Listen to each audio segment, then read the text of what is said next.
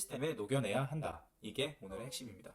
오늘은 그 가격 정하는 법에 대해서 가격이 무엇인지에 대해서 좀 생각을 해볼까 해요. 이거는 꼭 사업하고 창업하면서 가격을 이렇게 딱 설정하는 것뿐만 아니라 삶을 사는데 전반적인 뭐 투자나 혹은 뭐 구매하는데도 되게 중요한 부분이라서 나누고자 합니다.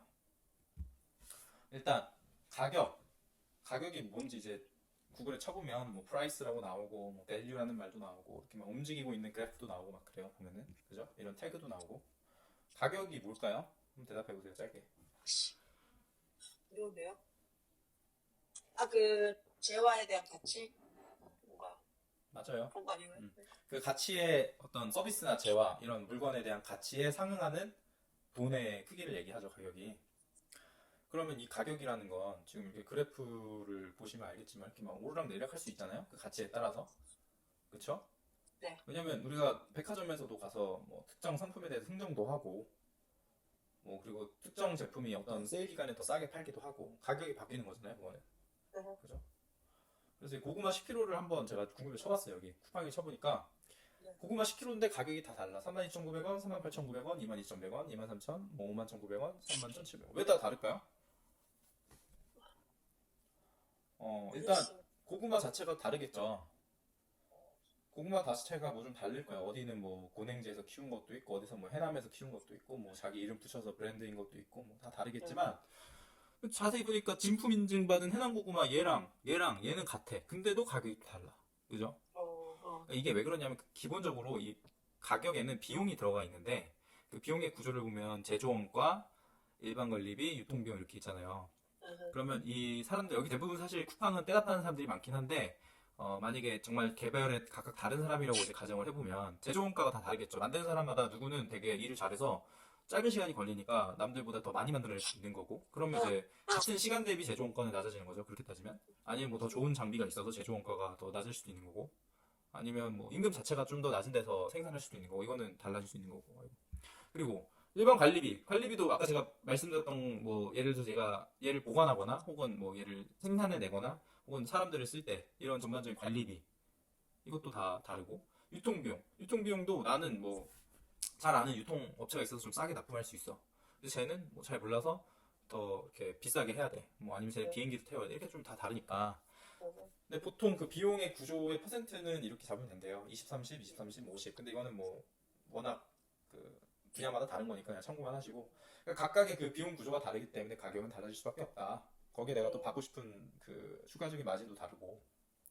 그래서 그럼 평균적인 고구마 가격은 또 어떠냐? 이것도 달라질 수도 있는 거예요. 이게 뭐 2021년 3월에는 45,400원 하던 게 2022년 3월 17일에는 1년 사이에 지금 얼마가 떨어진 거예요? 29,460원 떨어지잖아요.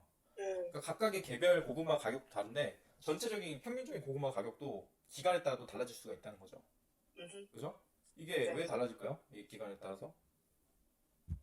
이거는 이 수요와 공급 곡선을 보면은 이해가 되는데, 이거 예전에 다 보셨던 그래프잖아요. 근데 뭐 간단해요.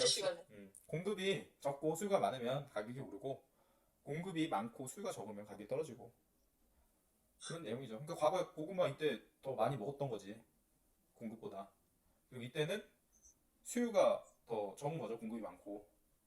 그런 거예요. 그러니까 기간에 따라서 상품마다 가격도 다른데 같은 상품이더라도 기간에 따라서 특정 시점의 수요 공급에 따라서 가격이 바뀔 수 있다는 거예요. 주식을 보면 그래서 이런 걸 되게 이해하는 데 도움이 돼요. 이 거래량이라는 게 굉장히 의미가 있는 게 예를 들어서 고구마를 제가 만약에 너무 배고픈 사람이 있어요. 예를 들어서 김유정 씨한테 고구마를 팔 텐데 10kg에 김유정 씨가 너무 배가 많이 고파. 그래서 10만 원에 산다는 거야. 그렇죠? 그래서 제가 10kg를 10만 원에 팔았어요. 아싸 하고. 그렇다고 고구마 비용이 10kg에 10만 원이 될까요? 아니지. 그쵸? 왜? 쿠팡엔 대부분 한 3만 원 정도인데? 더 싸니까. 그쵸? 그러면 이게 무슨 말이냐면 절대적인 그 거래가 이루어지는 거래량이 실려야 그 가격에 신뢰가 생긴다는 겁니다.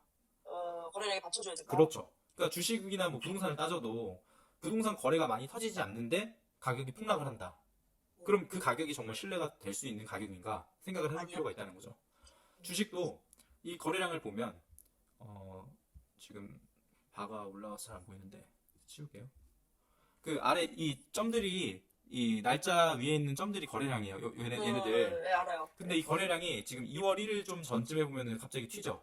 네. 그러면서 엄청 거래량이 많이 실리면서 가격이 올라가요. 그죠? 음, 그 이후로는 계속 그 가격대에 지지를 받으면서 이 오르락내리락 하고 있는데 이 정도의 거래량이 실린다는 건 다른 애들보다 적어도 한 대여섯 배는 실리는 건데 이렇게 거래량이 받쳐주면서 주가가 올라간다는 거는 저 가격이 이미 이전과 이후로 나뉜다는 거예요. 음, 다시 저 전 가격으로 가려면 저 정도 이상의 거래량이 실리면서 가격이 폭락을 해야 과거로 돌아갈 수 있다는 겁니다. 음, 이 거래량의 의미는 주식뿐만 아니라 모든 투자 혹은 구매를 하는 데 있어서도 굉장히 의미가 크기 때문에 꼭 잘 생각하시고 알고 가시면 좋을 것 같아요. 어, 그래서 가격 결정 방법은 총 3개가 있는데 보통 이제 원가 중심, 경쟁 중심, 고객 중심이라고 해요. 저가 예전에 이제 온도리네 운영할 때는 원가 중심, 경쟁 중심으로 가격을 측정했던 것 같아요. 이거 어떻게 해야 될지 모르니까 처음에 되게 막막해요. 가격을 내가 얼마를 설정을 해야 돼? 돈은 많이 받고 싶은데 막 이런 생각이 든단 말이죠. 그래서 주변에 경쟁사들을 한번 찾아보고 그 사람들이 제공할 수 있는 서비스의 수준이 이 정도인데 내가 제공할 수 있는 서비스의 수준이 이 정도니까 이 정도 가격이면 되겠다라고 생각을 했어요. 보통 그렇게 많이 하는데 원가 중심이나 경쟁 중심은 시장을 중심으로 보는 가격 측정 방법이고 근데 더 좋은 방법은 고객 중심으로 이 고객이 낼 수 있는 가격 중에서 가장 최대치를 처음 그 출발 가격으로 정하고 점점 그 조정을 해가면서 낮춰가면서 적정 가격을 찾아가는 게 제일 중요하다고 합니다. 그래서 가격을 측정한다는 건 내 고객에게 적합한 가격을 찾아가는 과정이라고 해요. 그래서 내가 가격을 처음에 만약에 핫도그를 5천 원에 올렸어요. 근데 사가는 사람이 내가 생각했던 것보다 좀 적어. 근데 사긴 사. 그러면 거기서부터 조금씩 낮춰가면서 이 정도면 사람들이 많이 사먹네라고 생각하는 그 적정한 가격을 찾아가야 한다는 거죠. 근데 처음부터 핫도그를 뭐 1,000원에 팔거나 뭐 800원에 팔면 나중에 3,000원까지 올리기가 힘든 거죠. 왜 그럴까요? 그 가격이 올라간 거에 저항성이 있다 그랬죠. 그렇죠. 저항성도 있고 제가 저번에 예전에 말씀드렸던 단내리기 효과라는 게 있어요. 사람 머리에는 원래 5,000원이던 게 가격이 싸져서 3,000원이면 더 억셉터블하고 더 싸 보이고 내가 할인받은 것 같고 근데 800원, 1,000원 하던 게 3,000원이 되는 건 얘기가 달라요. 비싸 보인다는 거죠. 그러니까 이게 굉장히 심리학 이런 단내리기 효과가 이런 마케팅이나 가격 형성하는 데도 엄청 중요합니다. 그래서 사실 백화점에 가면 말도 안 되게 막 50%, 60% 할인할 때가 있어요. 좋다고 사지 싸다고. 근데 그게 진짜 쌀까요? 원래 원가를 생각하면 그게 절대 싼 게 아닙니다. 하지만 우리 머릿속에는 원가는 뭐 30만 원짜리인데 지금 40% 세일을 하네? 엄청 싸구나 이렇게 느낀다는 거죠. 근데 백화점 가보세요. 매번 할인합니다. 할인 안 할 때가 없어요. 매번 이번 주는 무슨 세일, 다음 주는 무슨 세일, 다음 주는 무슨 세일. 가전제품 사러 가시면 신혼부부는 이 기간 동안 세일해요. 어떤 사람들은 이 기간 동안 세일해요. 이번 뭐 내일까지 사셔야 돼. 내일까지 사셔야지 지금 세일 딱 매번 세일합니다. 속으면 안 돼요 이거. 네. 자주 가셔야 돼요. 그래서 살 때는 매번 가시고 더 비교해 보시고. 자, 오늘은 가격에 대해서 한번 알아봤습니다. 가격은 변하는 거고 흥정할 수 있는 거고 고객과의 흥정을 통해 적절한 가격을 찾아가는 과정을 내가 시스템에 녹여내야 한다. 이게 오늘의 핵심입니다.